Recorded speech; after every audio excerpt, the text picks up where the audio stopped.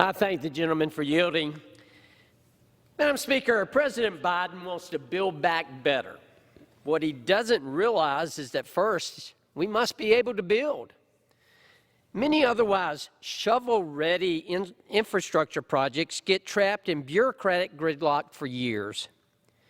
Developers routinely find themselves navigating environmental reviews that require up to over 60 authorizations from as many as 13 different federal agencies. Projects starting today with new funding from the infrastructure deal won't be realized for 5 to 7 years, if not longer.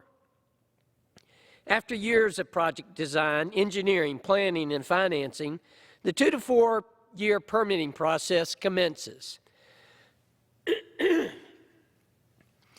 This pushing orders for new windmills, solar panels, transmission lines, charging stations, construction equipment, steel, concrete, labor contracts, and whatever else a project may need years into the future. Only after all of that can the 2 to 3 years of construction begin. The Federal Permitting Improvement Steering Council analyzed 69 major projects and found that bureaucratic delays cost developers $100 billion. New wind and solar projects take 2.3 years on average to receive federal permits, 3.3 years for electricity transmission projects, and 4.7 years for major new road projects. This contrasts with the ambitious and radical climate goals Democrats have set, calling for a 50% reduction in emissions by 2030. In that case, a 7 to 10 year development timeline is entirely too long or realistic.